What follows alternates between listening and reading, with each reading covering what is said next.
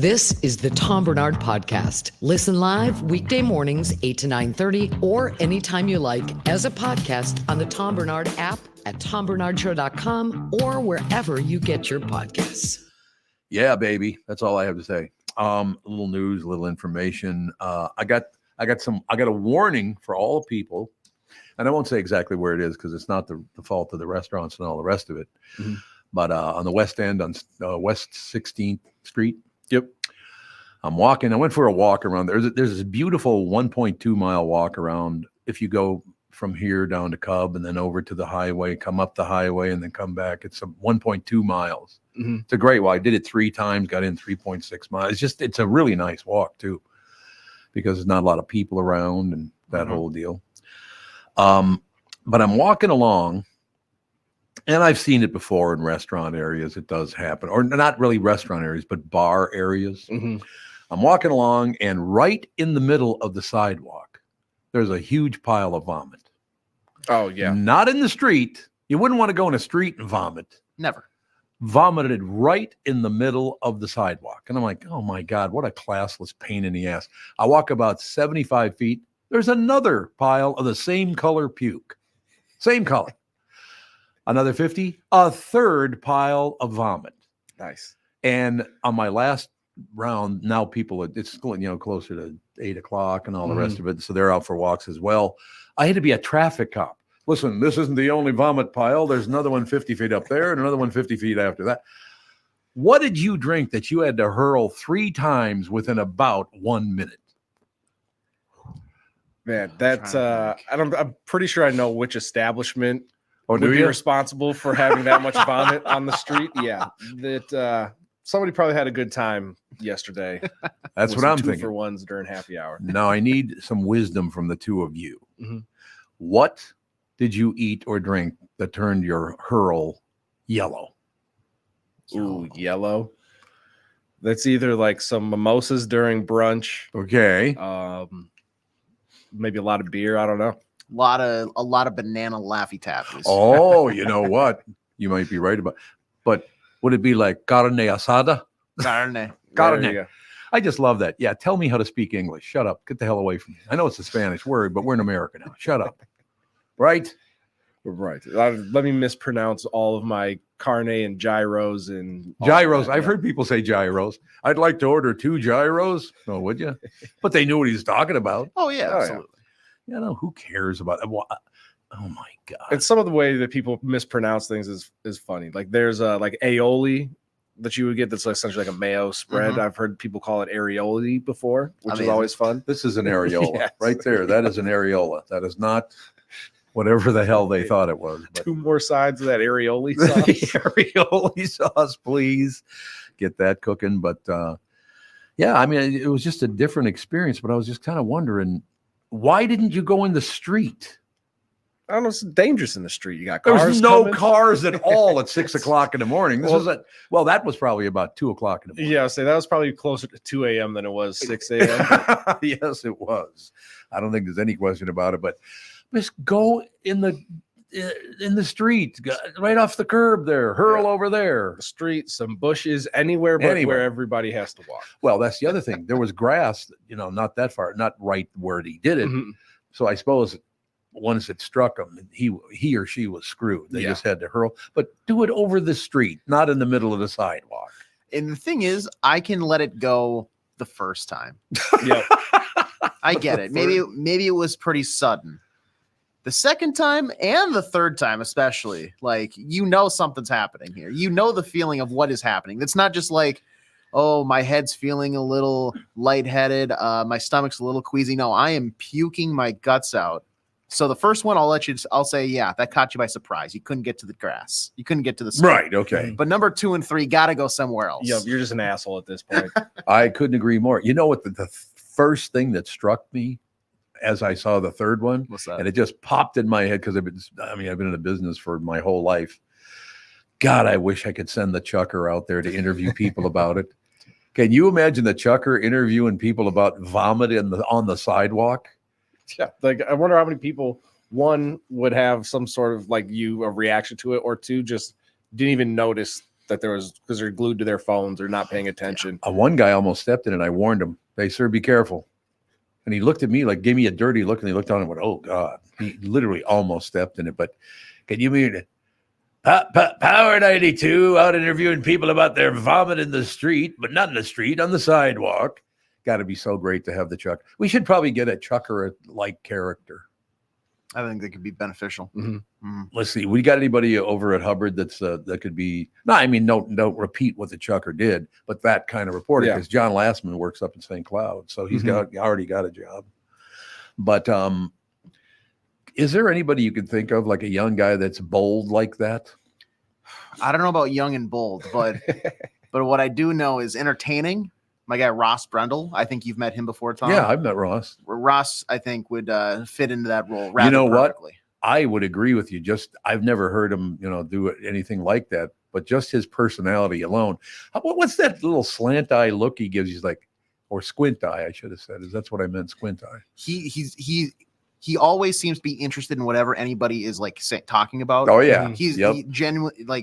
He's the most genuine person I've met. Where anything you were talking about, whether it's your dirty socks or a major life accomplishment, he's going to give you all of his attention. Okay, Ross, if you're listening to the show right now, get your ass out there to 16th Avenue West and call in on the vomit piles and tell us how they're doing. Because it's going to get very busy now. It's after 8:00. Absolutely, People hustling and bustling over there. They're going to be stepping in it because they're not going to be paying attention. Like you said, well, I got to check what's going on. Oh, God, it was a little slippery. What was that? It was hurl. That's what it was. The West End is going to be covered head to toe in puke. Ross, get over there right now. I demand you or command you or something. Both. Yeah, it's both. Demand and command. That's what. Yeah, Ross is a nice guy. Yeah. He's always got some smart ass thing to say to me, though. I like that. He's got the worst dad jokes. and I hear him every day in the office, and I love him for it. But Ross, every once in a while, let's back it up. Honest to God, oh my Jesus, there are so many headlines. I don't know what to get to this morning. I know we got to go to sports in a second here, but eventually today we'll have to get around to an entire playground at a school. The entire playground was stolen. Aren't they like buried in the ground? Yeah. The poles are. I'm pretty sure you dig a hole and cement the poles into the ground. That's not an easy thing to steal. Was this playground like one lawn chair? Is that why it was stolen? Maybe. We'll get to that story this morning. Entire playground at a school was stolen. If you get to play on it, why do you need to steal it? Somebody was like, you know what, my kids need to have fun in their backyard, and now you're just go to your nearest elementary school and take it. And I got to be honest, if you're a good investigator, how long would it take you to find out who stole it? Because they'd put it in their own yard. Right. They're going to put it in their own yard. They're all of a sudden going to be the most popular kids on the block. Exactly. Just check for the yard with the most bikes in it, and then that's probably where all the kids are. You're absolutely right. No question about it. So we have a lot of stuff to get to. One of the things I do want to get 5 old-timey slang terms we should bring back. Yes. Yep. Do you know them? No, I love lists like this. I love using like stellar and that like far out. Far out is great. Like that's so heavy, but it's not, Yes. I'm telling you, my favorite slang terms I ever heard. William Bendix in the movie Lifeboat, excuse me. Okay. Movies called Lifeboat. It's from like 1940 or something like that. Mm-hmm. And he finds out they're going to have to cut his leg off, or the infection in his leg is going to kill him because the ship sank and they're on a lifeboat. Mm-hmm. So they got to cut his leg off so he won't die. And they tell him, we're going to have to cut your leg off. He goes, no, you can't, man. You can't. They said, why not? And he said, and I quote, what good is a hepcat with only one gam? Isn't that one of the greatest lines of all time? What good is a hepcat with only one gam, baby? Now that's some slang for you. They don't say hepcat or gam anymore. No, they don't say either one anymore. Yeah, hepcat. No, that was the 30s and 40s, right? It's essentially a person who knows about the newest things in music or fashion. It's the equivalent of a hipster. A hipster today. So did they say what year it got popular? It was associated with jazz subculture in the 40s and 50s. It was the 40s and 50s. Okay. There you go. That makes sense. Hi, this is Tom Barnard. I'm a hep cat for Olivia Weight Control Centers. Now's the time to get a jump on summer. You can lose up to 20 pounds or more in your first 8 weeks to Livia Way. When you join Livia, you'll receive a personalized and doctor-recommended program tailored to your unique needs, goals, and lifestyle. Livia's amazing team of registered dietitians and nutritionists will guide you every step of the way. Join Livia today and get your first 8 weeks free. Now, remember I hopped on the show just 4 days ago on Monday and said, went up north 3 days, came back from that. Of course, I'm eating at nothing but restaurants. And the restaurants up there, by the way, in Itasca State Park, that whole area, the restaurants are phenomenal. There's Nietzsche is one of them, and she does a great job. I mean, it's wonderful food, but, there's a lot more salt and things like that in restaurant food. So I literally gained about 2.5 pounds by the time I got done going through not one, but two Father's Day dinners. 4 days later, or 3 days later, excuse me, because I weighed in this morning, I have lost not only that 2.5 pounds, but another 1.4 pounds in 3 days. So if you follow this program and you have to, look, sometimes you're going to have to go out to dinner with your family. You're going to eat food that's going to have a lot of fat and a lot of salt in it. You're going to put on some weight, but with this program, you get back in the saddle. I took care of it in 72 hours, basically. And not that I took care of it, I followed their program. That's how it got done. As a brand ambassador for Livia, I really appreciated the one-on-one support that I received, and it really helped me. Join Livia today and get your first 8 weeks free. Visit livia.com. That's LIVEA.com, or call 855-GO-LIVIA. And Livia is now offering GLP-1 medications. Quiet the food noise and see accelerated results by summer. Visit livia.com or call 855-GO-LIVIA. Start your weight loss journey now and get a jump on summer the Livia way. When you need someone to listen, a lawyer you know and trust. If you've never been in an auto accident, it's hard to know what to expect from the insurance adjuster. Here are some tips. 1, if they taught you about whether or not you should hire a lawyer, it's a good sign that you probably should. 2, it's illegal for them to give you any legal advice. They aren't lawyers and they aren't licensed to practice law. 3, if they tell you that everyone involved in the accident is at fault, they're wrong. This comes from the belief that you're at fault for just being on the road. That's nonsense and not supported by any law. Finally, remember that friendly adjusters are often just gaining information. They want you to do most of the talking so they can file their report. I'm Mike Bryant from Bradshaw & Bryant. I hope you're never injured in a collision. But if you are, don't sign anything until you've talked to us. Find Bradshaw & Bryant, personal injury attorneys at minnesotapersonalinjury.com. Seeking justice for the injured. Bradshaw and Bryant. K&L Surplus and Ammo in Lina Lakes is my choice for firearms and ammunition. Jim, the owner, is one of the most knowledgeable people in the business and has a great selection of all brands like Benelli, Tikka, Beretta, and SKB. I know hunting season's a ways off, but if you're thinking about getting something new for the upcoming season, now is actually a great time to start looking. The advances in rifle and shotgun technology over the last few years is amazing. If you're using something that's more than 10 years old, you might be missing out on better performance and better results. If there's anyone that can help you get the right gun for hunting this fall, it's Jim at K&L Surplus and Ammo. K&L Surplus and Ammo is on Lake Drive in Lina Lakes and open Tuesday through Saturday. Call them at 763-757-2614. You can also visit them online at www.klgunstore.com. You're listening to the Tom Barnard Podcast. Yes, you are, ladies and gentlemen. And I have a question right out of the box for Judd Zulgad from SKOR North. Yes, sir. What good is a hep cat with only one gam? That's my question. No good. Did you ever see the movie Lifeboat with William Bendix? I did not.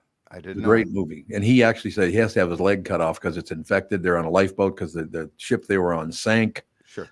And they said, we're going to have to amputate your leg. Otherwise, the infection in there will kill you. He said, you can't do it because what good is a hep cat with only one gam? What do you think of that? He's exactly right. There's no question about it. And that's a great use of a term that I had not heard, hep cat.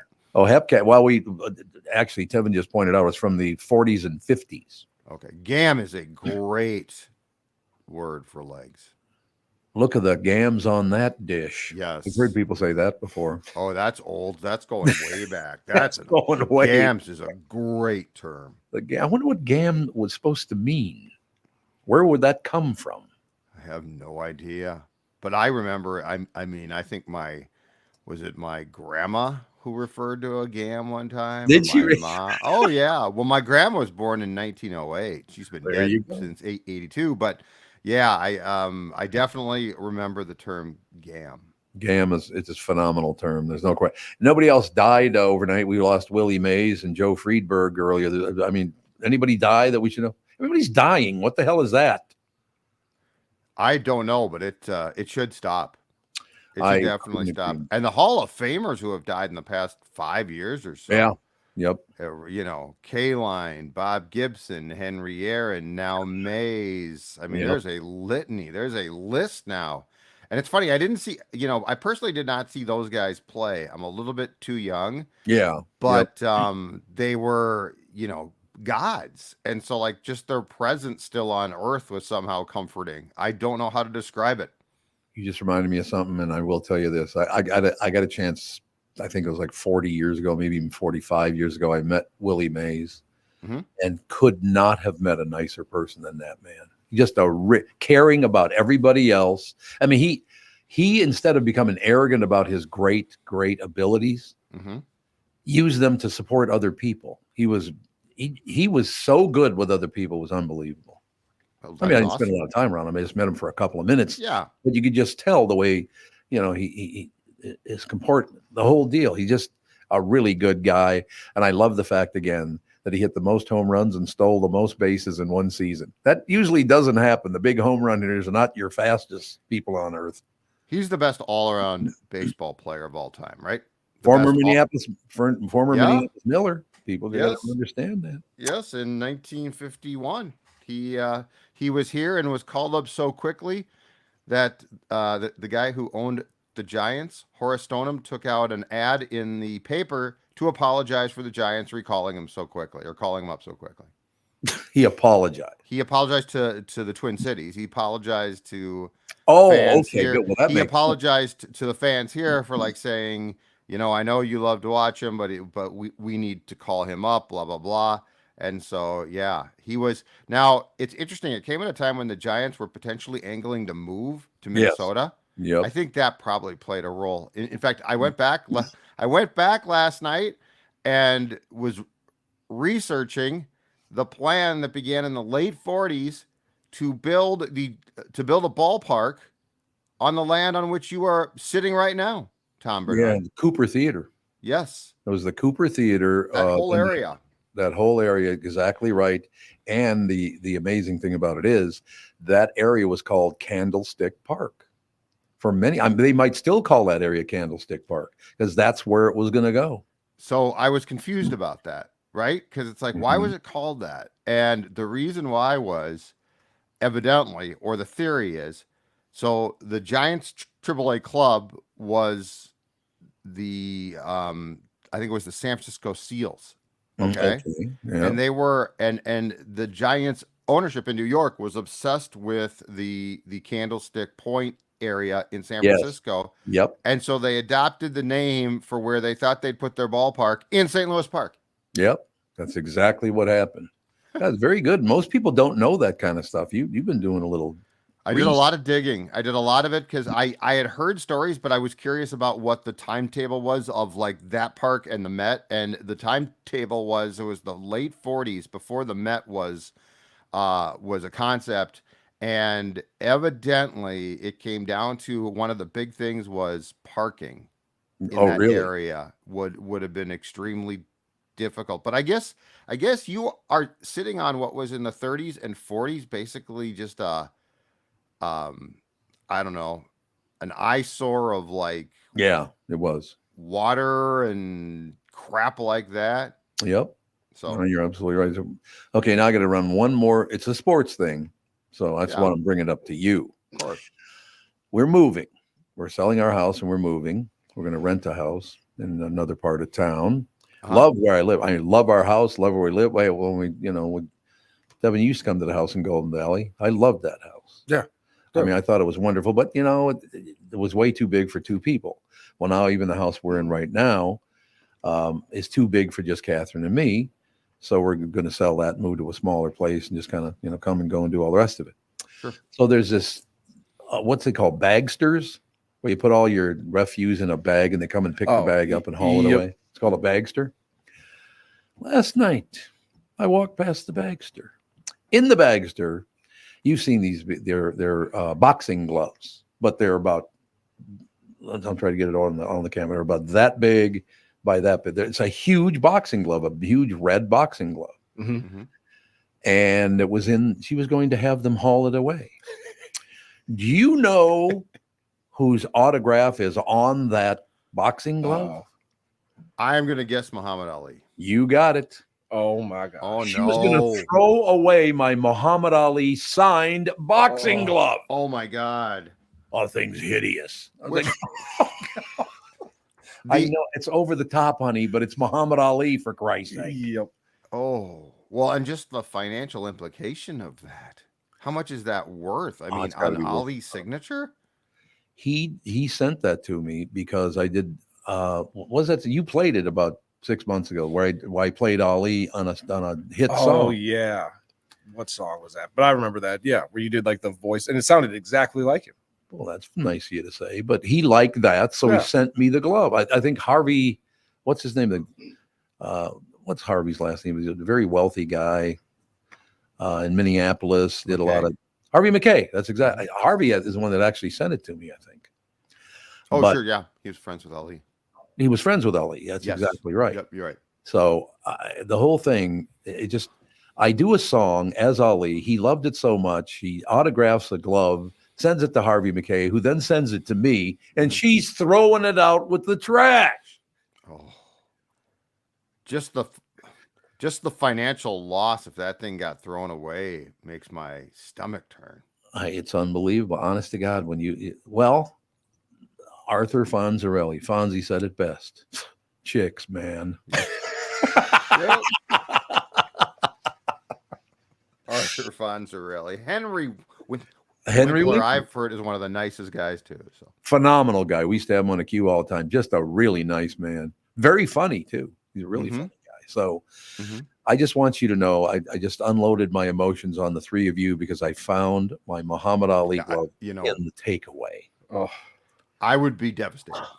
Yes. Well, I was devastated of it. I take it over to my neighbor, John and Michelle. I said, you know whose autograph this is? He goes, yeah, Muhammad Ali's. I went, Catherine was going to throw it away. Oh.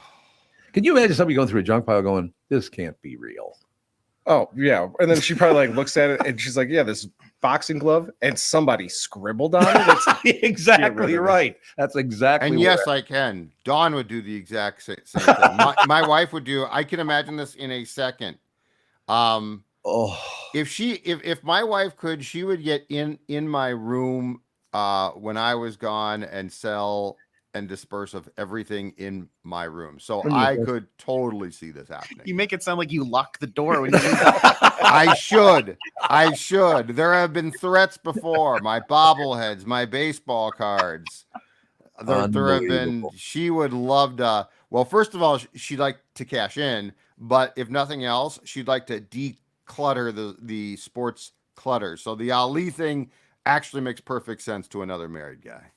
Tell her to back off, man. I try, but as you probably know, that's never a good idea. Oh, telling women to back off? I would have to agree with you on that. Telling the wife to back off is it's a very short-term satisfaction for a long-term punishment. But like I said, but I pointed out yesterday. No, it was on the morning show before I found my boxing glove in the takeaway. Yep. That I love my wife more now than I ever have.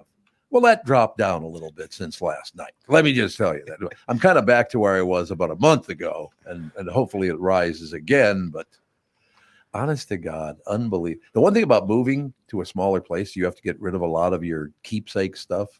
Like we have a dining room set with the hutch and the whole. It's beautiful, but it just doesn't fit with the new place. So you have to get rid of all the stuff that you just love because you don't have room for it. Oh, it's tough. I would not be good at that. I am not good at it. It's getting to be very emotional, actually. Yeah, I would not be good at that. That would be tough for me. Yeah, and no question. But you do what you got to do, and whatever works. If I give it away, will the state of Minnesota tax me 15% for just giving it away? I'm sure there's some way that they try to get their cut off. Can't you donate it for a write-off? We probably should because it's really, really nice. Just get receipts on it all. Yeah, that's true. That'll work. So did the Twins end up winning last night? No, they lost. They lost in 10. The 6-game win streak. We tried. We came this close to avoiding it completely, but we can't. They lost in the 10th. Was it the 9th or the 8th inning where that was horrible defensive plays? Horrible. Well, it happened a few times, Tom. It did, yes. It happened in the 7th when Correa, who's just a brilliant, brilliant defensive player, didn't catch the ball on the stolen base attempt, which allowed the guy to go to third base, which led to a run. And then in the 10th, with 1 out and a guy on second base, Royce Lewis, who's a marvelous young player who had a fantastic game at the plate for the most part, got a ground ball and unfortunately threw it away, and the guy from second scored. Oh, God. Why? I never used to see that stuff happen in the major leagues. Why is it happening now? Well, the Correa thing's more of a fluke. I mean, he's so good. Yeah, I agree. I don't really have a problem with that. The Royce thing was just a bad throw, but I mean, he had a marvelous game at the plate. He had a marvelous game until then at third base. Like, if there was one thing about the Twins that I would bank on not to screw you up in a game, it would be the left side of the infield. And so it's sort of weird that it did. But the good news is they did have a 6-game win streak. The bad news is Cleveland won, so they are now back to 5.5 back. 5.5 back. But that's for the division, so they're fine in the playoff race as far as the wild card goes. Remember, I was talking yesterday about the fact that, the announcers for the Twins are really, really good. And I mean, they really are. And I don't know who's even talking about it, but they pointed out, and I think it was, it doesn't matter, but that Correa play, they said basically to teach younger people how to play baseball, you never want to think about the tag before thinking about the catch. He said he was thinking about the tag, not the catch. Yeah, and that's why he missed it. I mean, just a great analysis, man. Those guys are good. Yeah, I mean, you see that with when a wide receiver drops a wide open pass. It's like he was too worried about turning to run for the end zone instead of actually catching the ball, the important thing ahead of time. So always think about catching the ball first. Always. And unfortunately, the throw was it wasn't high as in going over his head, but it was high as in where it arrived. And so you're right. He was thinking about coming down with the tag. Ideally the throw is basically on the guy's leg. And so you catch the tag. And Correa has this thing. It's actually smart, but he's got this thing where he's smart enough to let the ball travel. So like you'll see, he'll never catch the ball if a guy's trying to steal second out in front of him, because then you've got to take your glove and bring it back and tag the guy, and that takes time. It's quicker to let the ball travel to where the guy is going to be. But unfortunately, this throw is sort of high, and so he was trying to let the ball travel. Then he was trying to catch it, and you're right. That's a great point from whomever said it. He definitely was thinking about, how am I going to get this tag down quick enough, and it glanced off his glove. Do you know this? Was his name Corey Provis? Is that his name? Yeah, he was marvelous. He's really good, man. Where'd he come from? He was their radio guy for like the last 10 years.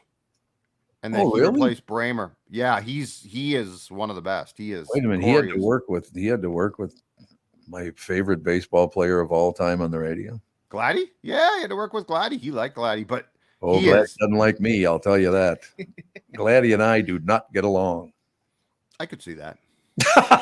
He goes, no, he doesn't say who he's blaming for not getting along. I could see that. You know what? Personality conflict. You know, yeah, you're not meant to get along with everybody. Gladden was a great player. I mean, they can't take it away, but I thought Gladden was a really good player. Instrumental in 2 World Series. Yes, absolutely. But Corey is spectacular. He is really good, and it's among the reasons why I am so bitter that I can't watch the Twins right now, because Provis is really, really solid. No, there's no question about it. And Dick Bremer was terrific too. Don't get me wrong. I thought the world of him. Herb Carneal. Look at the legendary announcers we're talking about here. It's incredible. It's incredible. Halsey Hall. Yep. Used to eat raw onions in the booth. I guess it just reeked in there when he was there. Why? He'd be like, no, thanks. In 91, they had on TV Ted Robinson and Jim Cott, and they were spectacular. Cott was phenomenal, and Ted Really was really, good. really good too. Yeah, we've had, you know what, sports-wise, we've had some great broadcasters. No doubt. No Al doubt about it. Shaver on the North Stars. Yep. Kevin Harlan, the original voice of the Timberwolves, who was just spectacular. We had some really good play-by-play guys in this town. Well, a lot of them ended up on the network. Like Kevin Harlan ended up being a network announcer. I mean, you got to be pretty damn good to be doing that. Absolutely. Unless you're Howard Cosell. Howard. I do miss Howard. Howard Cosell was, you think about now, Tom, you think about, and Cosell was, he was in air quotes popular because, people loved to hate him. Oh, yes. But how remarkable is it now to realize how ahead of his time he was? Well, he told me to go F myself, so that was way ahead of my time. I know that. Cosell was, but I mean, that's the thing with Cosell. He'd probably tell his mom to go F herself. He didn't care. The man once threw up in the booth at halftime because he was so drunk. Absolutely. In Philadelphia. Yep. And then jumped in a limo, hightailed it back home to New York, and as far as I know, was never disciplined because he was such a big deal. No question about it. When he said it, I was watching the game, and I felt so sorry for him because he did not mean what it came to mean to everybody else. Yes. You younger guys, remember what he said? It wasn't pretty. Yeah, they're not going to know, but yeah, I know exactly what you're talking about. Do you remember who they were playing against? It was like Washington and Dallas, right? Washington, Dallas. I think that's right. This guy, breakaway. He's running for the end zone, blazingly fast. Tevin, a young black man in America today. And Howard Cosell said, "Look at that little monkey run." Oof, that's not what you like to hear. Ooh, but he didn't mean it that way. I know he didn't mean it that way. It just came out. But yeah, I felt so sorry for him because he did not mean that. Do you think? Well, he explained it as that he called his grandkids monkeys. Monkeys. Yeah, monkeys, right. And I mean, at that time he had 100% lost his fastball. So, but you think about in that time, the late 70s into probably more the early 80s, you think about the amount of like veteran sportscasters that went out in ugly ways. Oh God, yes. Jimmy the Greek, same way. Yeah, Jimmy the Greek. They have no buoyancy. No, exactly. That's a yes. And I mean, Jimmy was that was brutal because I think he was about 8 cocktails in as well. But, oh yeah. But I mean, you just had all of these, this small list of people who had probably gotten away with saying anything that they wanted to for a long, long time. Right. And you just couldn't say it. Yeah, one time I'm working with Tevin, I said, "Oh, that a-hole," but I didn't mean asshole. I meant that, like like the top hole on the shelf. Yes, that's what I meant. And that's borderline, but I think you can get away with that one. I think you can get away with that line because that's more of a personal attack on him. Yeah. Like you should be in the a-hole. The number one hole should be yours. Jeez. What? I don't understand the kickback on this one. All right, Pally, you got to go, but I will talk to you next week. We will talk on Tuesday. See you guys. Looking forward. Be good. Thank you. We'll be right back after this, ladies and gentlemen. Chris Egert joins us. Mike Lindell and MyPillow employees want to thank my listeners for all your continued support. To thank you, they're having an overstock clearance and new product sale right now for the best prices ever when you use promo code TOM, and you get free shipping on your entire order. Get 50% off the MyPillow 2.0. Also get 50% off the brand new flannel sheets that just arrived in. Won't last long. 6-pack towel sets, only $29.98. And take advantage of the free shipping on larger items such as mattresses, mattress toppers, 100% made in the USA. On sale for as low as $99.99.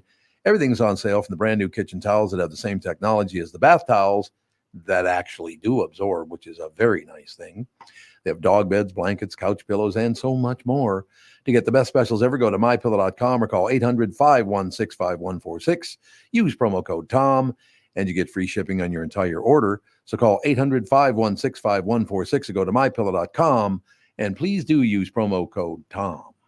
The past several years have been the craziest in the history of the car business. The pandemic, supply chain and chip issues, all causing extreme inventory shortages that led to, well, predatory pricing. Some dealers charge thousands of dollars over MSRP. We never played that game. I'm Jim Paul of Valley Buick GMC. We knew that would leave a bad taste in a customer's mouth. More importantly, from an integrity standpoint, it was just wrong. So what about the current market? You know, inventory and pricing. Valley has their best inventory in years. Really all the Buick and GMC models. Even the previously hard-to-find Yukons, HT pickups, and Hummer EVs. Plenty of deep discounts. Many with factory rebates and low-interest financing. Then it's a good time to buy? It's a great time. We're welcoming our previous customers back, as well as anyone else that felt the treatment just didn't feel right the last time somewhere else. Valley Buick GMC in Apple Valley and Hastings or valleycardealers.com. Car buying without the bad aftertaste. When you go to a restaurant, you expect the chef to be an expert. You expect your auto mechanic to be an expert when it comes to fixing your car. You judge them both by the results of their work. Josh Arnold is an expert in investments and planning your financial future. Josh Arnold is my expert, and he should be yours too. I talk to Josh every week, and he understands the market and the economy, and he knows how to plan for your retirement. Don't put it off another day. The man with your plan is Josh Arnold. Call Josh now for a no-obligation 48-minute evaluation. You've got nothing to lose, and you'll have an expert planning and managing your financial future. Call Josh at 952-925-5608. That's 952-925-5608. Investment services offered by Josh Arnold Investment Consultant, LLC Security Investment Advisor. Past performance is no guarantee of future results. All investments involve risk. All comments and opinions are Josh Arnold's and do not constitute investment advice. Tom Barnard is a paid endorser.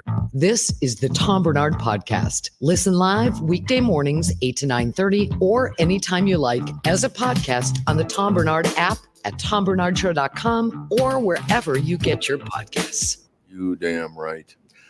Ladies and gentlemen, wearing a pink shirt today, here's Chris Egert. Orange. Oh, it's orange? Looks kind of pink. Yeah, come on. Get your facts straight.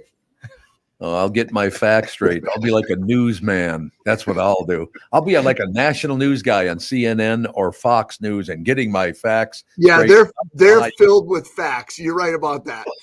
God, they're horrible. I mean, both of them. They're just terrible with the lying they do to try to make each other look bad. I won't say, it doesn't matter what network it is or whatever, but I was listening to, before I go to bed last night while I was shaving, and it's just the angles that they take. Yeah. Like it's always an angle. Like there's always an angle. And I'm like, I don't know. I was very much in your boat, Tom. I'm like, dude, just give it a rest. It was like seriously. What was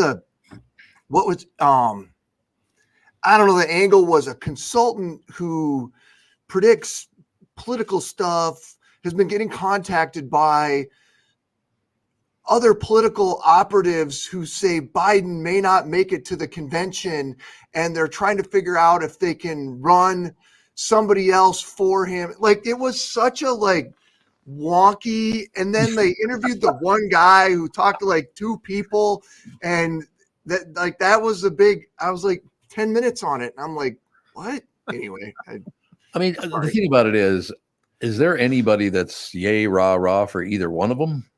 Well, I think that was the point of what what the segment was, but then it was like such a bit of minutia, and I was like, what is the point of even doing this segment? But here's what I'm gonna start drifting off on the show, so I'll make the national news. Tom's gotten too old, he's drifting off. I'm gonna just go during the show. I'm gonna go.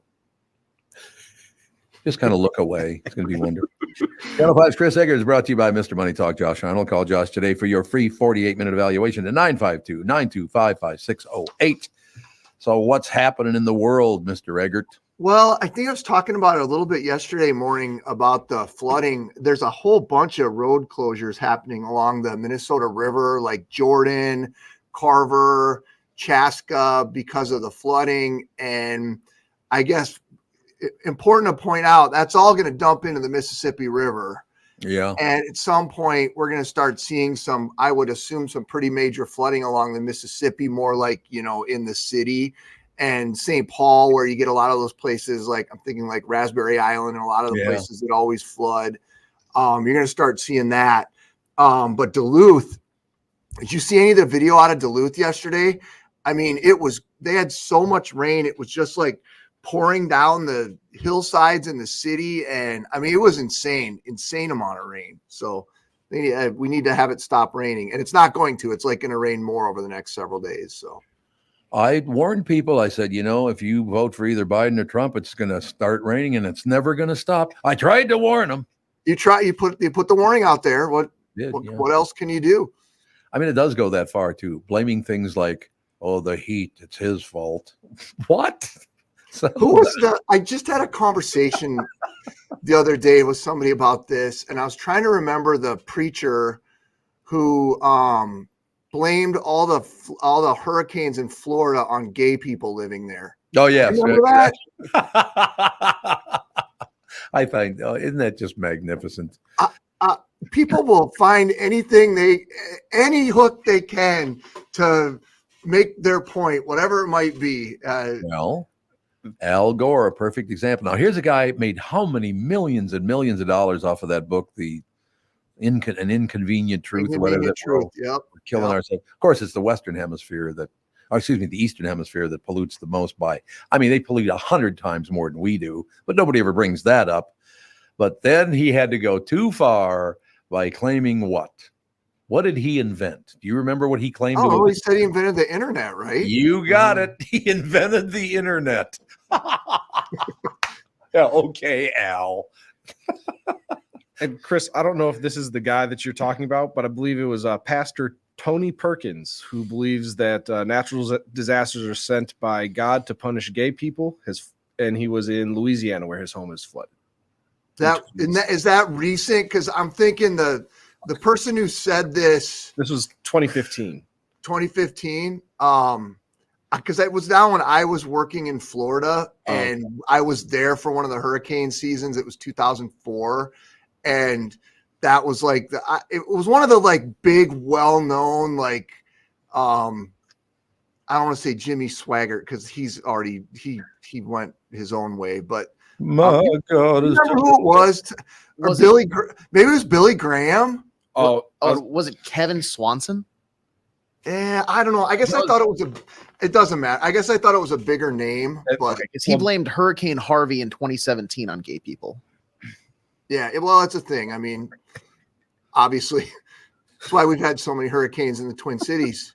Because of all the gay people? Yeah, it's pride to expect a big hurricane to hit here later on in the month. See, I got to be honest with you. As long as you stay away from the kids and the dogs, why do you give a rat's ass what you do? Well, I mean, I don't, from a biblical standpoint, I mean, I know there's all kinds of, I am not going to go there in a million years. It just seems crazy to think that we could just like, boom, just blame the hurricane on because gay people live there. Like you're drawing a lot of different conclusions there on that particular thing, but yeah, no question. This was crazy. I want to tell you guys about this before I go. Somebody in Cokato, so just west of the Twin Cities in Cokato, released more than 1 million gallons of water. They opened up multiple fire hydrants in the city and just ran the water out, which is actually a huge deal because if they have a fire or something like that, and that water doesn't, and I believe it came from like a water tower or, some kind of a holding. So that, can you imagine, like, I don't know if that was a protest or if it was just some kids thinking they were being funny or where do you even get that giant ass wrench that you need to be able to open those things up? Like, so I love the fact you mentioned it because it's the most mispronounced city in Minnesota. Cokato? Yep. I've heard him do it on the national news. Let's go now to Minnesota and Bill, what's going on? Well, I'm in Cockatoo right now. I've heard him say Cockatoo like 5 times on the national news. No, it's Cokato. It's not Cockatoo. I'm not saying, but I'm just saying if it was Cockatoo, that would be kind of funny if they. That would be. I live in Cockatoo. Consider a name change. Yeah, I agree with you on that one. But so far so good. No horrible news. That's kind of nice. I mean, the flooding's kind of the big. Yeah, is definitely the big thing today. So, and then we had a funny. It's not funny, but there's the Olympics are coming up. We had this in the news this morning. I thought it was pretty interesting. And they're holding some of the swimming competition. They're supposed to be doing it in the Seine River right there in Paris, which is been apparently people have not been able to swim in it for like 100 years. Really? Because it's so gross. Yeah. Yeah. And they've spent like $1 billion cleaning it up to be able to get it ready for people to swim in it. And there's one of the U.S. swimmers or triathletes is like raising another concern about it. And apparently the mayor of Paris was supposed to do they want to fine. They go swimming in it. And was going to That's a pretty good accent. Thank you. Was going to go swimming in the river, and they wouldn't let him. They're like, nope, I don't think so, because the water test came back negative. Well, Chris, did you hear about there's a group in Paris that is like super against them using the river, and they just don't want they don't want the Olympics there. So they're organizing a protest where after they clear out this river and they clean it and they get it basically not radioactive, they're just gonna get a group of people to go like hang off the edge of this like bridge and just poop in the river to like recontaminate it, because they're like, middle finger, we don't want the Olympics here. You go with American. You gotta swim in on feces. Oh, we Sacre bleu. Imagine being so against, like they're cleaning it, like the river's going to be clean for you guys to swim in now after the Olympics. Like you just don't want clean water in your city that bad. I'm just imagining some couple traveling abroad. They're at the Eiffel Tower. They're proposing, and then in the picture in the background, there's like 17 French people just dropping a deuce off the side of the So French. Now, Chris, very quickly. Yeah. Were you here a couple of weeks ago when I told a story about Louis Nanny and his family over in Paris? Yeah. Just love that. Is that funny? I said, "Oh, you Americans are terrible." He goes, "Well, actually, I'm Canadian." Yep. That's even worse. I love that story. All right, Palomino, great report today, pal. You guys have a good rest of your day. You too. Thank you, sir. Channel 5's Chris Egert, brought to you by Mr. Money Talk, Josh Arnold. Call Josh today for your free 48-minute evaluation at 952-925-5608. We shall take a break. Be right back in a couple of minutes. Some great news. 5 old-timey slang terms we should bring back. Okay. We'll cover that. And very important news right after this. Why should your business bank with North American Banking Company? Here's Landon and Gavin Miller of D&B Plating. I've always been impressed with their speed of answers to our questions, and that has allowed us to expand and capitalize on opportunities in the market. North American Banking Company has never made us feel like a number. They've always treated us as a partner. For more information about North American Banking Company, go to nabanco.com or stop by any one of their Twin Cities locations. Member FDIC, equal housing lender. Is that text you're sending so important that you missed your turn? Is that text you're sending so important that you ran the red light? Is that text you're sending so important you didn't see the ball coming onto the road or the child that followed? Hi, I'm Mike Bryant from Bradshaw & Bryant. When you take your eyes off the road for even 4 seconds, your vehicle travels 100 yards. That's the entire length of a football field. If you absolutely have to text, you need to pull off the road somewhere safe and do it from there. Texting and driving is against the law and can cause serious injury or even death to you and others. Now that is important. We hope you're never injured in a collision, but if you are, please contact us. Find Bradshaw & Bryant, personal injury attorneys at MinnesotaPersonalInjury.com. Going farther with Mike Bryant on your side, seeking justice for the injured.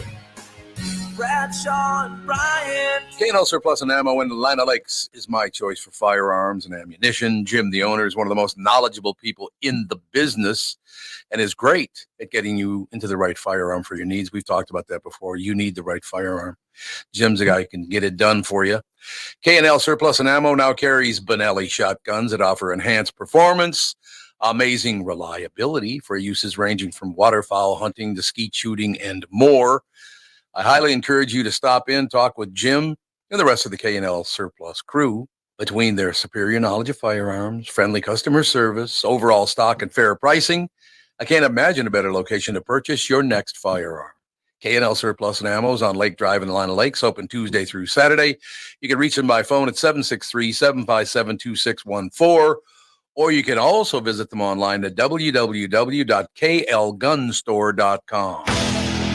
This is the Tom Barnard Podcast. Yes, it is. That's Amy Daniels. This is the blah, blah, blah. What do you think? That was pretty spot on.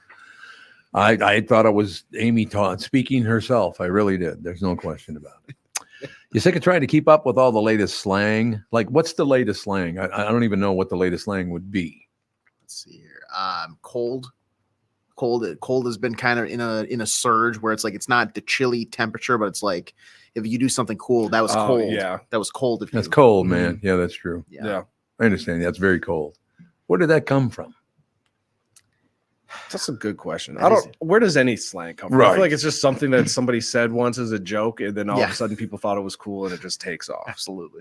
Well, honky. That I guess that had, that had a meaning, actually. It did. Guys honking for hookers. Honky. Well, it was. I mean, that's where it came from. Right. They're honking their car horn. So it comes. Some of that stuff comes from places, but Well, we'll find out about some stuff. Sick of trying to keep up with all the latest slang. Just use these words instead. Reader's Digest did a list of old-timey slang team. Wait a second. Is Reader's Digest still around? I was going to say, one, I didn't know they were around. I didn't either. Two, if we want popular slang, I'm not sure Reader's Digest is my go-to source, but I'll take their word for it on this one. My grandma Minnie loved Reader's Digest. Tom, do you ever read Humor in Uniform? Yes, Grandma. She was a wonderful one. God, she's about 6 feet tall, weighed about 200 pounds, was not fat, and was tougher than some bitch. What a wonderful woman. And her husband was the biggest prick I've ever met in my life, other than my dad. Actually, both my grandfathers and my dad, three of the biggest pricks I've ever met in my life. Isn't that sad? You got a problem with guys. Yeah. Oh, I have the problem. It's not them. It's me. No, you have a problem in terms of them having a problem with you.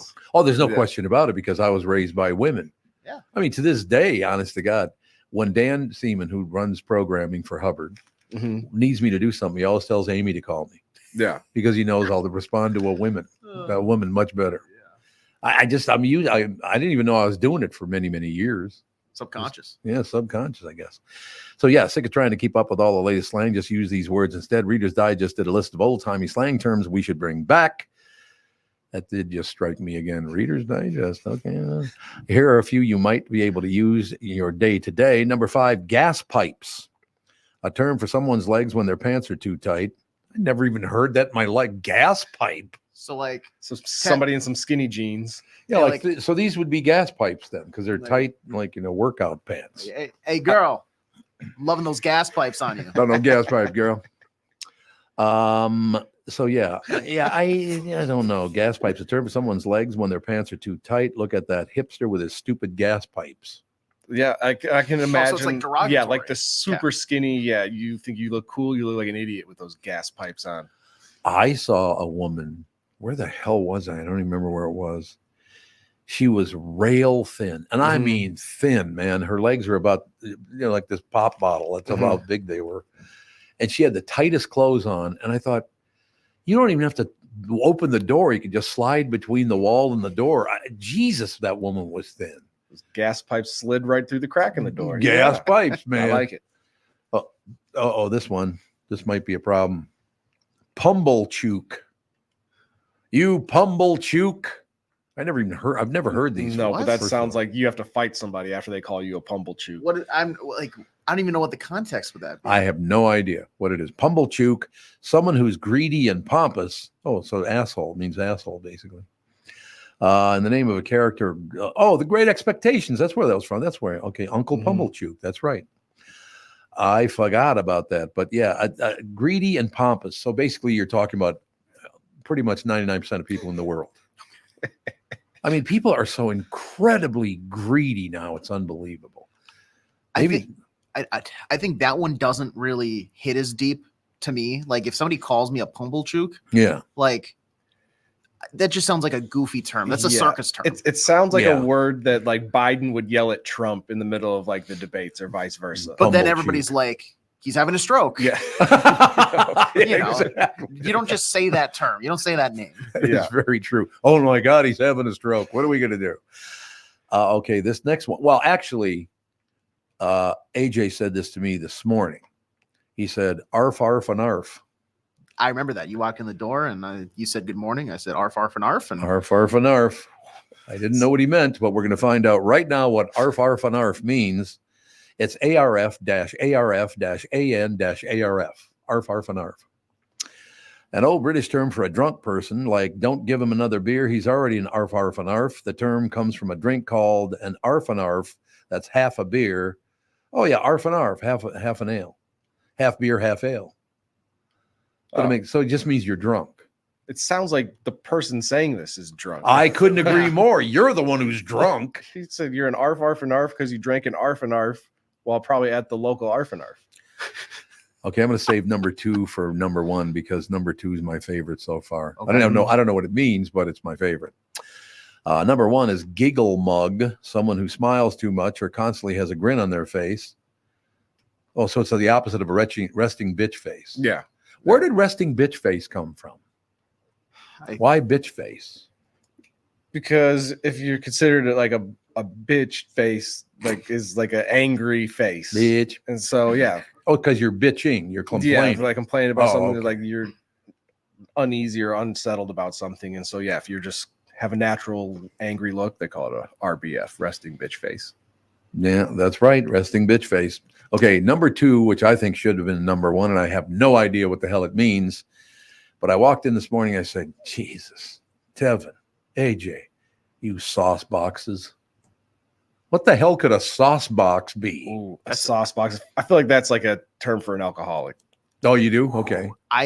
I'll swing back to the gas pipes. I bet you it's gonna be describing something. It's gonna be like a term for something. Like it is a term for something. You're right. Okay. But what is it a term for? Sauce box. I don't know what's got sauce. Well, what on your body has the most liquid in it? My stomach. Yeah. Well, but then I mean, oh wait, your mouth. You got it. Oh, there you go. A term for your mouth, like I'm sick of listening to you. Shut your sauce box. I'm going to use that from now on. I like that. That can replace pie hole. But they're very good. Yeah, shut your pie hole. Shut your sauce box. I do like that one. I do too. I think it's a great one. That's the only one that held up. The rest of them suck. Guggle mug, arf and arf, pumble. So arf and arf just means half and half. Pretty much, yeah. Yeah, and it's the worst slang term. Like, of course, Britain. The British came up with that. That's very nice. That's terrible. No question about it. But yeah, gas pipes too. It's like gas pipes. I don't know if that one's all that good either, is it?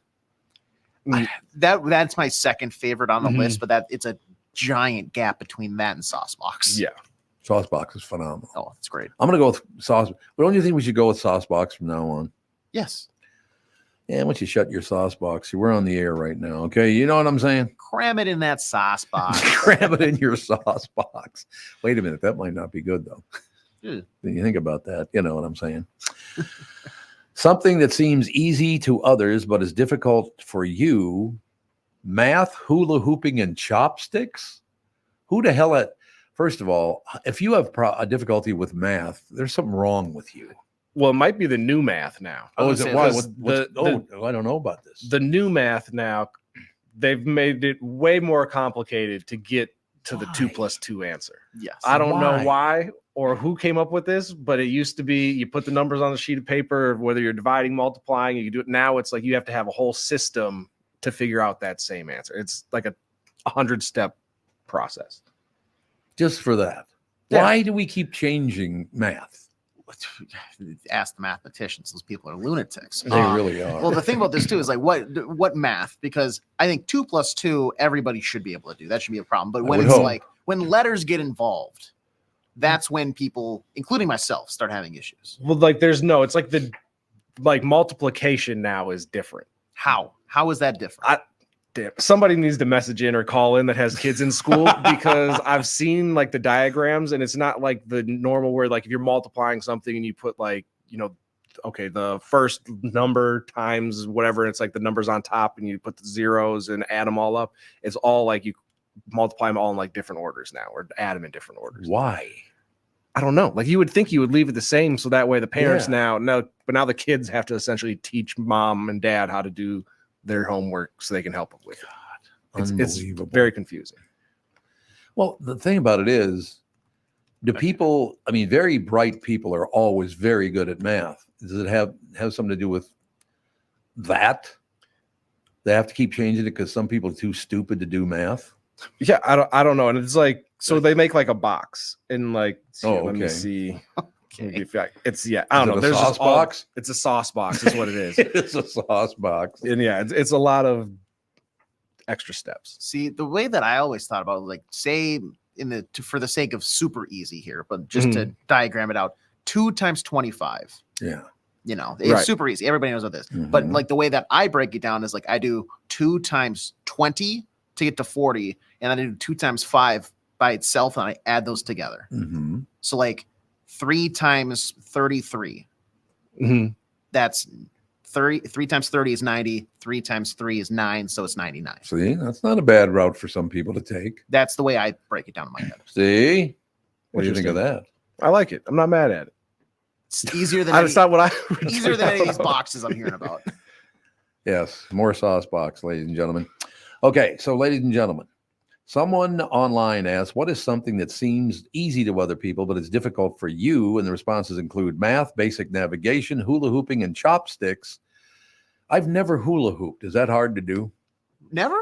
I've never had hula hoop. We've had hula hoops, but I never did it. I got to bring one in because you're going to look ridiculous. I've never, right. I've tried to hula hoop, but I've never successfully hula hooped. Oh, you never have, really? No.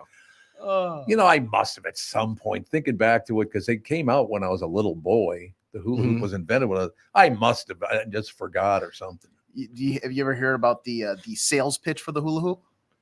Oh, I do. I remember there was something unusual about it. This guy, he was like a janitor or something like that. He like he drew a circle on a piece of paper and like showed it to one of the executives. And he's like, for the kids. And they were like, okay, this guy's crazy.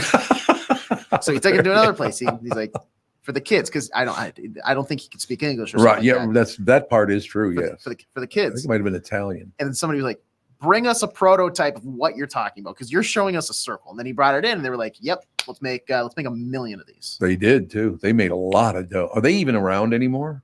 Oh, they gotta be. Hula hoops? Yeah. Yeah. I mean, that's like the easiest, cheapest toy that you can get a kid. Right. So they still do exist. Yeah, and I'm sure like every elementary school across America has like 100 of them somewhere. So here's the deal. It's nice to commiserate about things that everyone finds challenging: learning a new language, doing your taxes, harvesting fresh coconuts. Where did that come from? For some reason, I thought you were going to say organs. Harvesting organs, yes, that too. But other times it might just be you. Someone asked the internet, what is something that seems easy to other people but is difficult for you? Some of the best responses. Shuffling cards. Why is that hard?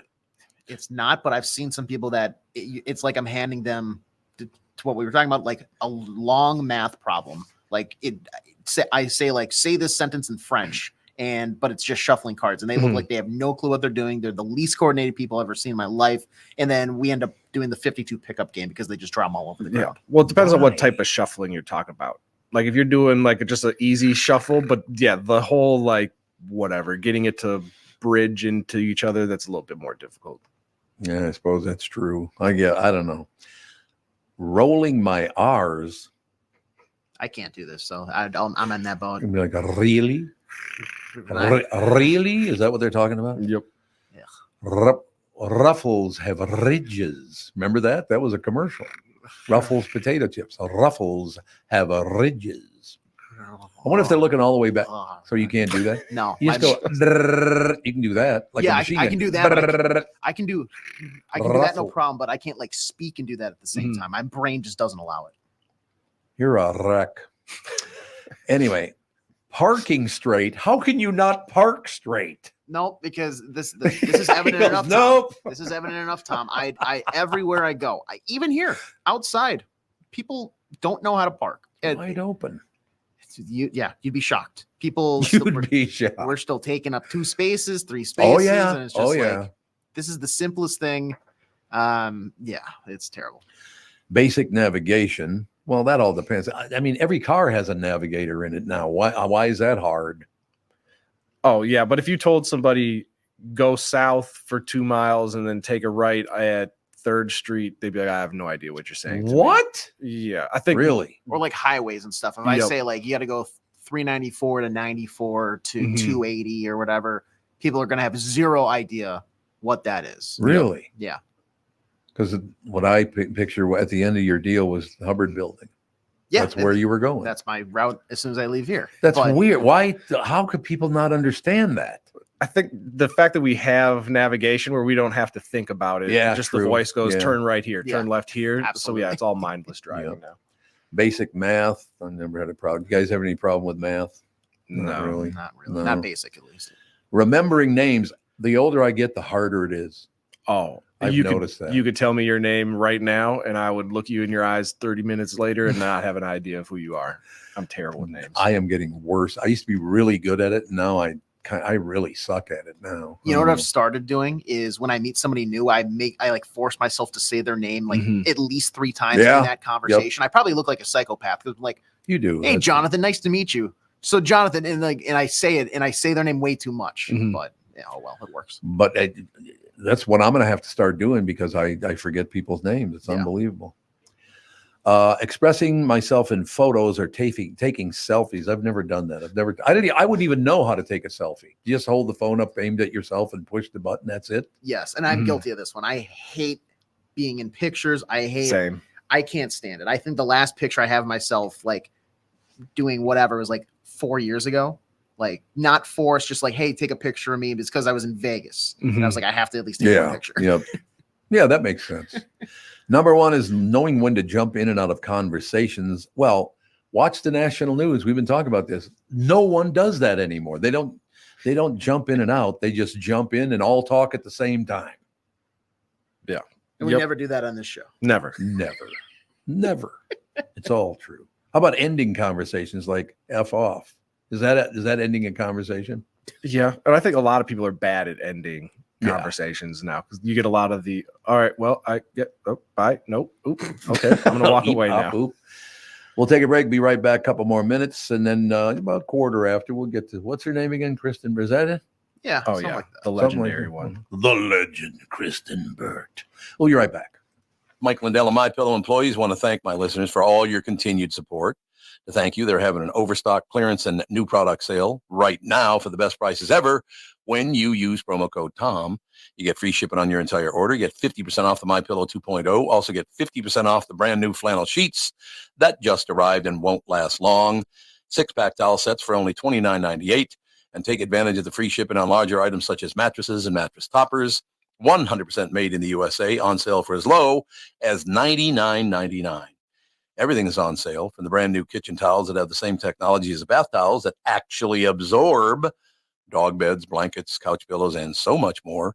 To get the best specials ever, go to mypillow.com or call 800-516-5146. Use promo code TOM, and you can get free shipping on your entire order. So call 800-516-5146. Go to mypillow.com and use promo code TOM. I've been tracking the weather in Minnesota for a long time. I'm 5 Eyewitness News Chief Meteorologist Ken Barlow. In the morning, I've got to be right because my forecast affects your family's entire day. And in the evening, you can count on my friend, Ren. That's right, Ken. I'm 5 Eyewitness News Evening Meteorologist Ren Claire. And as a Minnesotan, I know our weather can be tricky. Throughout the day and into the night, I've got you covered with an accurate forecast to help keep your family safe and ready for any weather. And don't forget, no matter how things change or what time of day, you'll always get our forecast first at the start of every newscast on 5 Eyewitness News. Start your day with me, Ken Barlow. And wrap up your day with me, Ren Claire. Because 5 Eyewitness News is always tracking our weather, so you're always alerted first. It's why 5 Eyewitness News is Minnesota's weather authority. When you go to a restaurant, you expect the chef to be an expert. You expect your auto mechanic to be an expert when it comes to fixing your car. You judge them both by the results of their work. Josh Arnold is an expert in investments and planning your financial future. Josh Arnold is my expert, and he should be yours too. I talk to Josh every week, and he understands the market and the economy, and he knows how to plan for your retirement. Don't put it off another day. The man with your plan is Josh Arnold. Call Josh now for a no-obligation 48-minute evaluation. You've got nothing to lose, and you'll have an expert planning and managing your financial future. Call Josh at 952-925-5608. That's 952-925-5608. Investment services offered by Josh Arnold Investment Consultant, LLC Security Investment Advisor. Past performance is no guarantee of future results. All investments involve risk. All comments and opinions are Josh Arnold's and do not constitute investment advice. Tom Barnard is a paid endorser. You're listening to the Tom Barnard Podcast. Yes, indeed, ladies and gentlemen. We've saved this, brought it up at the very beginning of the show, saved it for the last thing before Kristen Bird, of course, comes on with a brilliant performance. Don't you think? Oh, always. Mm-hmm. Always, no question. Referenced this about an hour ago. An entire 30-foot playground structure was stolen in Jacksonville, Florida on Monday. How the hell do you do that? You had to take it apart piece by piece, don't you? That's going to take hours to do that.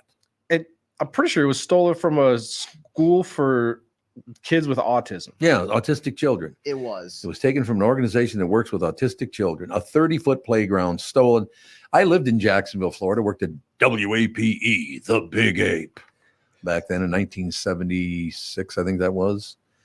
You could find people there who were not clear thinking when it came to crime. Well, that's where on my way to that job, I got there. First thing I did is go to the Waffle House, 2:00 in the morning. 2 women wearing curlers. Third woman wearing curlers comes in and punches the other woman right in the face. You called my daughter a bitch. Boom! Punched her right in the mouth. Like, where am I? Just another beautiful day at the Waffle House. Exactly right. Okay, so you do have the audio. So again, an entire 30-foot playground structure was stolen in Jacksonville, Florida on Monday. It was taken from an organization that works with autistic children. And on the job, AJ with the audio. The girls were shocked. A couple of them got here before me, and they were like, Melissa, what are you doing with the playground? It was just gone. I don't know how you take a 30-foot playground. They took the swings. They took the slide. They took the monkey bar, like everything. It's just gone. It's really bizarre. What did I tell you about saying monkey bar? Here's what I'll say about this playground. Let's all temper our expectations a little bit. Because when I was thinking like a school, a playground, I was thinking my elementary school, Hayes Elementary in Freely, where it's like, there's, different structures. It's metal and it's tall. And this is, it's less than that. Yeah. It looks like a wooden one that you would see in like any backyard. Yes. Which is now why I'm seeing why it could get stolen, but it's still quite a bit. It's a pretty important, it's a big feat to accomplish. Yes. But why are you stealing from a school for autistic children? Yeah, this was definitely a planned heist. He didn't just roll up in a truck randomly to take this. He definitely had to plan it out. This is not an impulse. No. I think you're probably right about. Yeah, that's why would you do that to the little babies, man? Leave them alone for Christ's sake. But how wouldn't that take several hours to steal? Because it's embedded in the ground, I would assume. No, it wasn't. This is not. No, so this is like one of those structures that you would buy for like a backyard. Oh, okay. And you just kind of build it from the ground up, and it rests on top of like your lawn. Yeah. Okay. And it looks like also they spray painted and then taped over the security camera that like in the parking lot that overlooked this. Mm-hmm. So they covered their bases. I don't know if they're going to actually find who took it. I just don't understand why you would.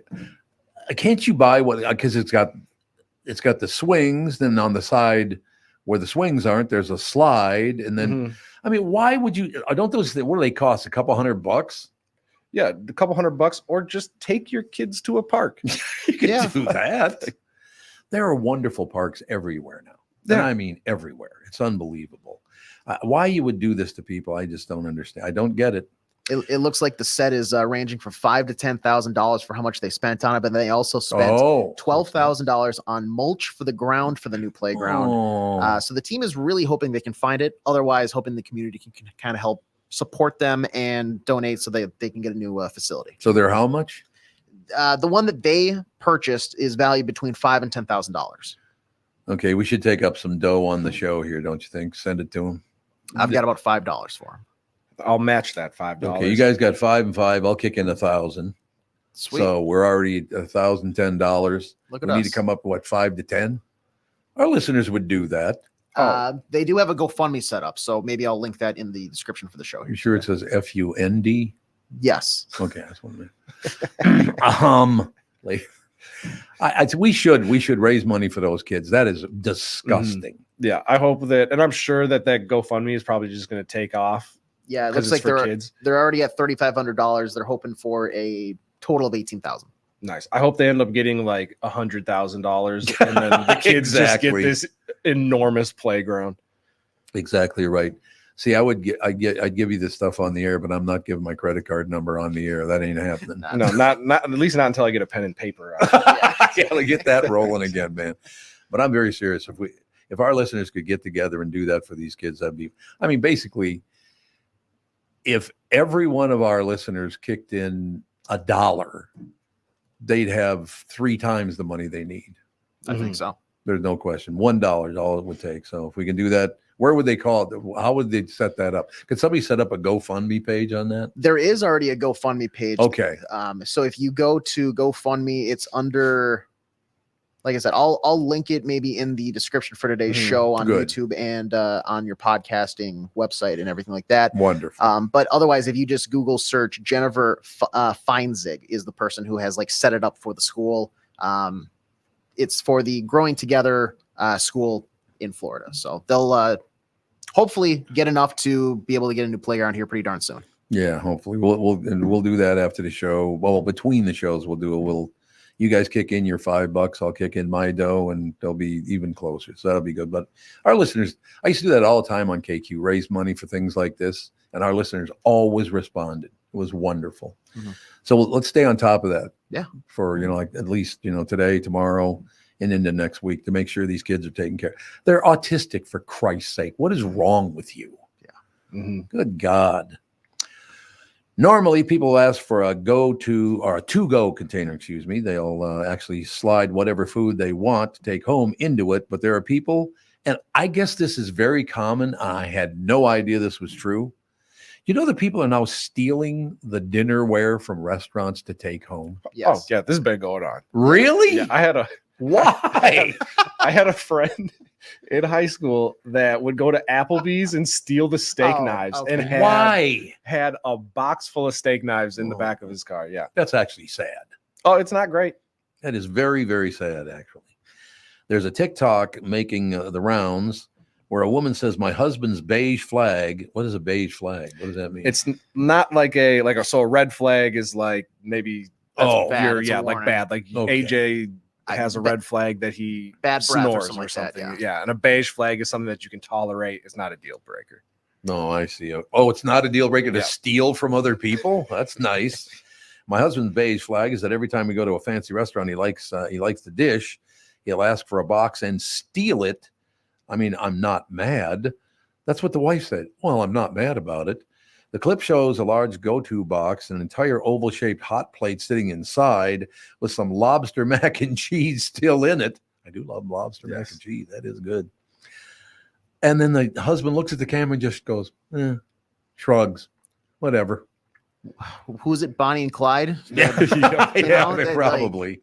I'm sure they would have stolen some dishes too, and probably then some. So this is, if that's your beige flag, I think we both know where the mindsets align there. Yeah. The greed again. How greedy is it to steal? You go and have a nice meal and then you steal from them. Okay. Hopefully they left a big tip. Yeah, I'm sure they did. Yeah, that's going to happen. We will take a break. Be right back. Kristen Bert will join us right after this. Why should your business bank with North American Banking Company?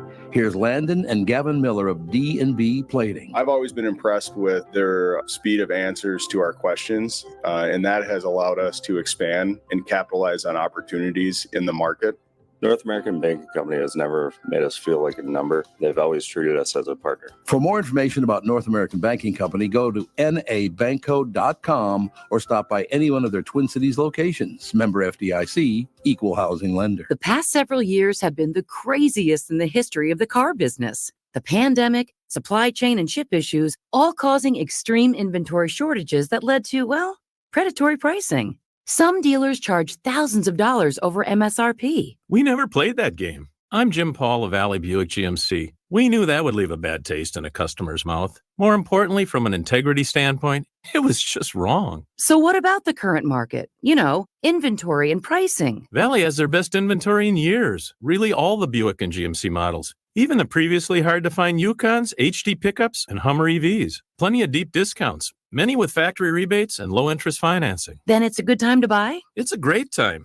We're welcoming our previous customers back, as well as anyone else that felt the treatment just didn't feel right the last time somewhere else. Valley Buick GMC in Apple Valley and Hastings or valleycardealers.com. Car buying without the bad aftertaste. I hosted my show on the radio for 40 years. Now I host the Tom Barnard podcast, and I'll tell you, I've never seen the passion and engagement from our audience as I do now. I know we also have businesses that listen to our podcast, and it got me thinking, wouldn't it be great to help those businesses grow by telling my listeners about them? So here's the deal. If you own or handle marketing for a business, would like to have my audience buy your product or service, visit TomBernardShow.com, keyword partner, and we'll put together an ad campaign to help your business. That's TomBernardShow.com, keyword partner, and thank you for listening. You're listening to the Tom Barnard Podcast. All right, we are back. Is Kristen with us? She sure is. There we go. You know what's really great? It just happened. This is very cool, Kristen. We're going to raise some money for a playground that was stolen in Jacksonville, Florida, where I used to work at WAPE. So I made a promise that I'd send them $1,000. And I'm working with such wonderful people, honest people. I walked in. I was going to hand my card to AJ so he could send them the money this morning. He said, I don't feel comfortable doing that. Why don't you have Andy do it? So, you know, that's very decent of you. I hate having other people's money or like bank info on me at all. I feel like it's a responsibility that I don't want. I don't want anything to happen. I don't want to be liable for anything. Well, you ruined the show. You don't care about that. No, we care. Trust me. We care. No, we care about that. Meanwhile, I'd be like, Nordstrom.com. Look, it's Tom's credit card. Look at that. Unlimited balance. Whee! I cannot sit by and watch that stuff happen. I've never been able to do that. There was a playground in Jacksonville, Florida for autistic children. Somebody stole the entire playset, the entire thing. Why would you do that? So they've raised what, $3,500 so far? Yeah, that and some change. So they're hoping to get up to 18,000. They're hoping to get up to 18,000. So we're gonna, when Andy gets here, we'll send him the dough. These guys each kicked in $5, so that was good. But yeah, I literally am not the. Why you would steal? Because it must have known the kids were autistic or what kind of school it was, right? If you're stealing a playground, you know you're taking away from someone, whether they knew they were autistic or not. You're taking away from the community. And I think, and that's the thing, we don't have community the way we did even 10 years ago, 20 years ago, go back decades. Why ruin something that actually brings people together?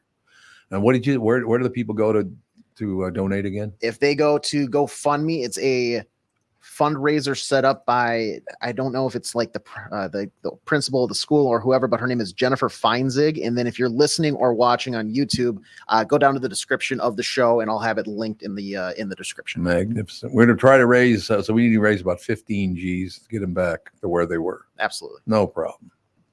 We're already at 14. You got this. No, I've never been able to stand that. Preying on little children anyway, and then preying on autistic little children, you should be shot right through the head. What do you think? Is that a little too far to go with it? People have no moral compass anymore. What's wrong with them? No, they don't. You're right about that. People don't care. As long as they make something out of it, they couldn't care less about anybody else. Disgusting. So what's going on in your world there? My goodness, lots of good stuff. Do we want to talk about, I'm going to give you guys like choose your own adventure this morning. Do we want to talk about Eddie Murphy's comeback? Do we want to talk about things aren't looking very good for Alec Baldwin in his court case? I want, why? Or one more. Oh, It's one multiple more. choice. Or Kevin Costner is whining again. I saw that. You can do all three, can't you? We could. Who would you like to start with? I want to start with Eddie Murphy. Well, I want to start with Kristen Bird Entertainment News, brought to you by North American Banking Company. Go to nabanco.com to learn more. Member FDIC, equal housing lender. So you want to start with Costner? Eddie Murphy, I'm sorry. I saw him talk to Al Roker, I'm pretty sure, and because he's still around. Al Roker was doing like a sit-down interview with him, and he goes, "So, Eddie, you've done comedies, you've done dramas. Like, is there anything out there, like a genre that you haven't done that you want to do?" And he goes, "Haven't done porno." Oh God. But it was really funny the way he said it, and Al like reacted right away. It actually, instead of being like, "Oh my God," it was such a funny moment. It's actually worth looking at because it's the way they handled it was perfect. It's been 40 years since Beverly Hills Cop, Tom. 1984. Did you see that in the movie theater? Oh yeah, absolutely. With what's his name? I'm bad with names now. Judge Reinhold. No, the other Hills guy. Cop, or is that 48 Hours? The other guy that was his partner in it. They argued the whole. Oh, Nick Nolte. Nick Nolte. That's who I was thinking of. Nick Nolte. There you go. Excellent. Well, Beverly Hills Cop is coming back. So we got Axel Foley's return, but he's going to be on Netflix beginning July 3rd. So this is kind of a big deal for Eddie Murphy. He kind of like seems like he comes and goes like every decade. Like he takes 5 years off and then comes on back. But I think he's really hoping for sort of a second wind in his career. He's saying that stunts are pretty much done for him. But he's looking forward to coming back with Beverly Hills Cop in the role that really established him as a movie star. That would be 4, right? Beverly Hills Park 4 or whatever the hell it's called. Yeah, it's the fourth one. The fourth one. Okay. I mean, he was 21 when he started Beverly Hills Cop, and he's 63 now. 63. Isn't that amazing? Because I remember as a young man on Saturday Night Live. God, that was that was 45 years ago. Yeah, and I'm going to say, I believe he started on Saturday Night Live around 18, 19. If that's right around there, he was very young. Oh, 18, 19 years old. I thought you meant the year 18, 19. I was like, my God. It feels like it. It does now. You're right. It does feel that long ago. He's done some good things and other things I was not all that impressed with. But, I suppose that's on the writer, not on him. Well, I think too, he got into family comedy and was very successful in that.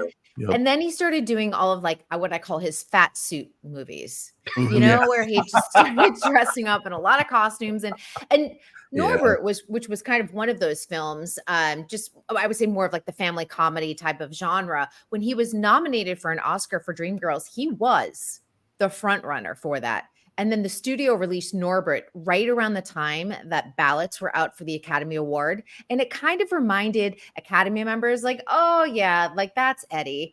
And they wound up voting for Alan Arkin for Little Miss Sunshine instead.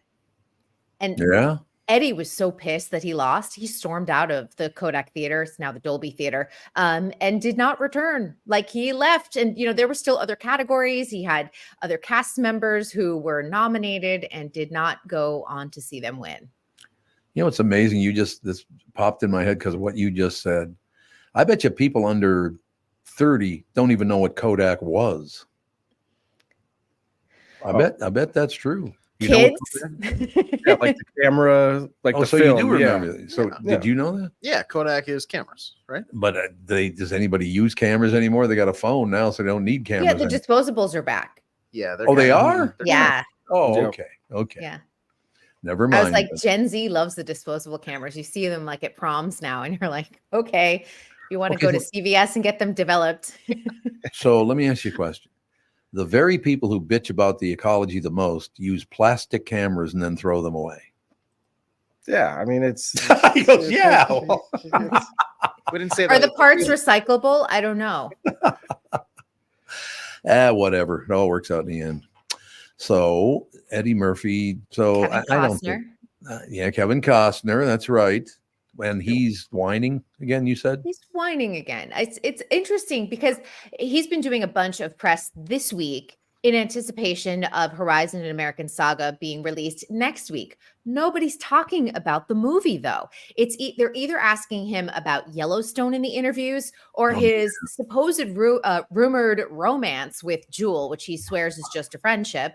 But when it comes to Yellowstone, he keeps saying like, hey, like in this fight last summer when I said I wasn't coming back, no one defended me. No one gave me any credit. It was only supposed to be a movie and 1 season. And that's all I was supposed to do. And I stayed on for 5, or at least the first half of 5.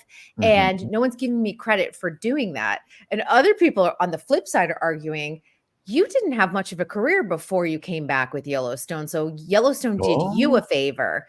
And he keeps on saying, while complaining that no one defended him, he's like, I'll still make a cameo in the back half if you need me, because they're starting to film right now. So it's like this weird like tug of war that's going on internally with Kevin Costner. But I feel like people are getting a little bit tired about it, and people are pushing back, being like, you're either in or you're out with Yellowstone. Make up your mind. But he said he'll only come back if he gets the first right of refusal on the script too. I have a question for you. I've interviewed Kevin Costner probably 5 times in my career. Couldn't be a more compliant, nice guy, very, very pleasant. I mean, he's a really good interview. I wonder why. Has he got 2 different personalities or what's going on? I think so. I think his on-set personality is much different than his public personality, because everyone I know who's interviewed him has a good time with him. Absolutely. He did an interview yesterday with Stern. Looks like that went smoothly. I mean, everything. And then you sit there and then you hear about the on-set shenanigans. And he's always, I think maybe because he's a producer, he's a writer, he's an actor, he's a director, and he's got a vision. But if he's working on someone else's project, he likes to insert his vision into it. And I think that's where the struggles come in. And if you're going to do someone else's project, you have to let them lead unless they ask for your input. And I don't think Taylor Sheridan, with all of his shows, necessarily wants Kevin Costner's input. Boy, he is a great writer. You can't take that away from Taylor Sheridan. He's phenomenal. And, you know, that's where Kevin Costner also goes like, hey, I didn't work for 18 months because Taylor was so stretched thin writing 1,000 other shows. Yep. And that's an understandable complaint. But at the same time, Taylor Sheridan delivered a vehicle for you that now gave you a second, maybe a third win in his career. Now, that guy you referenced earlier, that Stern guy, is he the guy who got his ass kicked in Minneapolis? Was that the same guy? Yes, it is. Some guy named Tom. Somebody named Tom. Just Piper's son. So, and the third one, so you had Eddie Murphy, you had Kevin Costner, and there was a third one. Alec Baldwin. Alec Baldwin. He got major problems, it sounds like. He does. And, you know, at first I was like, okay, you know, it's not the actor's responsibility to maintain safety. There are steps you're supposed to follow, but in the end, you know, it's the armorer's ultimate responsibility for making sure you're delivering a gun that doesn't have a live round in it. Yeah. Yep. But the way that we only have the New Mexico prosecutor side so far. We really don't have Alec Baldwin's defense yet. We'll see that July 9th when his trial starts. But the case that they are building, they have video of him being angry and aggressive with the crew, showing that he was quick to pop off, showing him goofing around with his gun, aiming it at a cast member, even though it was a blank. Yeah. And also some of the other, you know, footage has him saying like, I want the largest gun on set. Like and you sit there, and if I'm on a jury and maybe don't necessarily know how ammunition and arms are handled on set, like I start seeing this video, it could color their opinion and their ultimate verdict. Mm-hmm. I mean, is he going to do jail time, you think? He is same as the armorer. She now is in jail for 18 months. He has the same sentence ahead of him if he is convicted. Don't you think he will be? It's not looking great. So I hope that obviously he probably has a very expensive defense team, and they're going to do their best. He has celebrity on his side. Oftentimes in the court system, you get a slap on the wrist. But I also will say we're in a time where celebrity doesn't have the same cachet as it did even 5 years ago. So if I were him, I would be concerned about jail time. I will tell you that. Well, I was going to say, how happy is TLC with their recent Yeah. filming starting for his reality show? And they have to be filming now. They have to have already started because I can't imagine they're going to do much of it while he's in New Mexico on trial. So most of it has probably been during the spring leading up to all of this. We might see the stress that he's under, but they're probably going to be like, look at distraction, all these kids, like all the joy. It's funny. Ha ha ha. He has, a crazy wife and a crazy life. That's probably his defense saying like, let's try and show you in a different light. Okay. I will say this because where I grew up, I've gone to prisons around Minnesota to visit the old classmates, old friends, all the rest of it. Go visit them at the prison and all the rest of it. Alex, some advice from Uncle Tommy for you. You better get rid of that attitude when you go to prison, pal, because it ain't going to go over. I'm telling you, he would not last 1 minute being the smart ass that he is. No. Well, wouldn't he go to, I would assume he goes to like a celebrity type rich person prison. He's not in Gen Pop over at Stillwater. Fluffy beds and a loofah. Camp Cupcake is what they sent Martha Stewart to. So maybe he goes to Camp Cupcake. Yeah. They're going to have to because they will tear him apart. I mean, he might not even live, actually. But he wouldn't go to federal prison. That's where you get like the easier, like get the fluffy jails. So that's true. Very good point. He might be in Stillwater. You want to go visit him if he is? Do we do like an in jail interview with Alec Baldwin? Yeah. Alec, how's it going? Well, Danny Baldwin used to call in the show all the time. Alec never did, but his brother did. He was a good guy. All right. Well, we'll keep our finger on the pulse, as they say, Kristen. yeah, that'll be coming up right after. As we come back from our 4th of July holiday, we will. The 4th. What are you going to do for the 4th of July? I'm staying here because the week after the 4th, I'm going to Chicago. So I will be there for a Why do you week. get to go to Chicago? I love Chicago. I love Chicago too.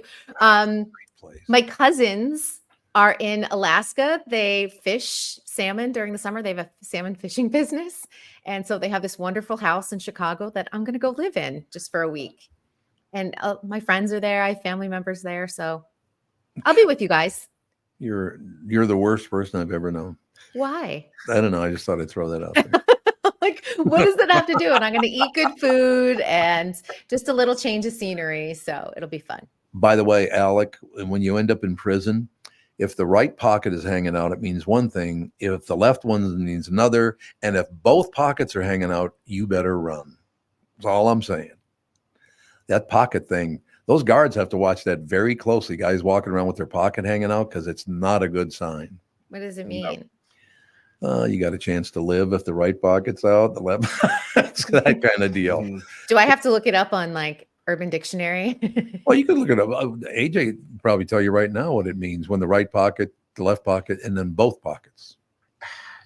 All I know is the hold my pocket. Yeah, that's I know. Don't hold anybody's. You don't want to be holding somebody's pocket. No, you do not. Very true. So, Alec, get your head out of your ass. Kristen, Burt, who's better than you? That's what I want to know.